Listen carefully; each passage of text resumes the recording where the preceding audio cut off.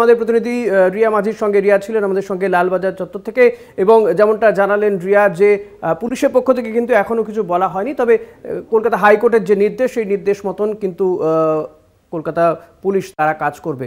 এই মুহূর্তে আমরা সরাসরি চলে যাব শ্যামবাজার চত্বরে। সেখানে সংগ্রামী যৌথ মঞ্চের পক্ষ থেকে এই আরজি করের ঘটনার পরিপ্রেক্ষিতে আরজি করের ঘটনার প্রতিবাদে বিক্ষোভ প্রতিবাদ চলছে। সত্যসুন্দর ভট্টাচার্য রয়েছে আমার সঙ্গে। সত্য,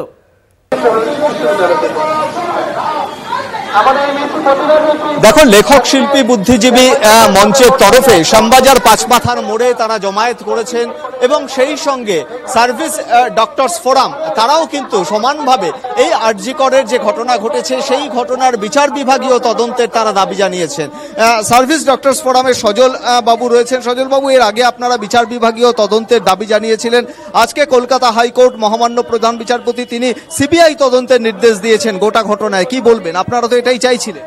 হ্যাঁ, না, আমরা সিবিআই তদন্ত চেয়েছি সেরকম ব্যাপারটা নয়, আমরা চেয়েছিলাম বিচার বিভাগীয় তদন্ত। কারণ এই কেসটা এতটাই কমপ্লিকেটেড হয়েছে এবং এর মধ্যে প্রশাসন এবং সরকারের তত্ত্বাবধানে যত তথ্য প্রমাণ লোপাট করা হয়েছে এইগুলো অনেক জটিল হয়ে গেছে কেসটা, যেটা বিচার বিভাগীয় তদন্ত হলে আমরা মনে করি একটা সুষ্ঠু একটা তদন্ত হবে। কিন্তু সিবিআই তদন্ত আজকে হয়তো অনেক সময় হয়, কিন্তু আমাদের পশ্চিমবঙ্গ পুলিশের থেকে সেটা হয়তো একটু বেটার হতে পারে। গোটা বিষয়টা কিন্তু আদালতের নজরদারিতে সিবিআই তদন্ত হবে, এমনটাই কিন্তু নির্দেশ।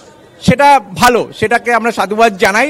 আদালতের প্রত্যক্ষ সুপারভিশনে যদি এটা হয়ে থাকে সেটাকে আমরা সাধুবাদ জানাচ্ছি এবং এটা অবশ্যই একটা ট্রান্সপারেন্ট ওয়েতে যাতে হয় এবং এরকম একটা নারকীয় ঘটনা যেটা আনপ্রেসিডেন্টেড, পৃথিবীতে কোনোদিন এরকম ঘটনা ঘটেনি, এরকম একটা ঘটনা যাতে সুবিচার পায়, যাতে প্রকৃত দোষী যারা আছে তারা যাতে মানে দৃষ্টান্তমূলক শাস্তি পায়, সেটা আমরা চাইছি।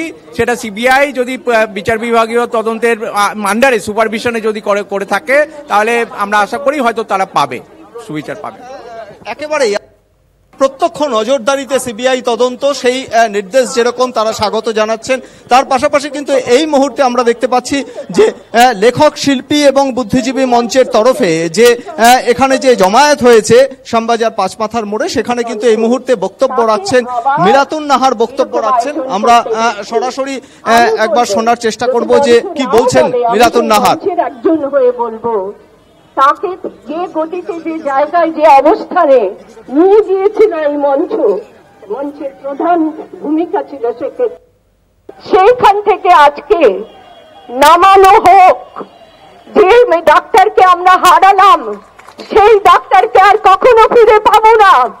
সেই ডাক্তারের জন্য তদন্ত করার জন্য আমি করতে বলার জন্য আমি আসিনি এবং যাকে বসানো হয়েছিল দায়িত্ব দিয়ে তিনি নিজে তদন্ত গিয়ে আমার মাথা লজ্জায় হেট হয়েছে। তাকে আমি কখনো, আমাকে শুনতে হয় একদিন সমর্থন করেছিলেন, আজকে বিরুদ্ধে কথা বলেন। কোনোদিন আমি সমর্থন করিনি।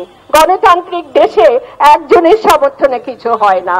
তিনি সমর্থন আদায় করে নিয়েছিলেন, কৌশল করে আদায় করে নিয়েছিলেন, তারপর ক্ষমতার অপব্যবহার করেছেন ক্রমাগত ক্ষমতার শীর্ষে পৌঁছে গিয়েছিলেন। ভাবতেন তার মতো ক্ষমতা আর কেউ কারো নেই। মানুষকে সমস্ত তিনি তার দলের কুক্ষিগত করতে চেয়েছিলেন।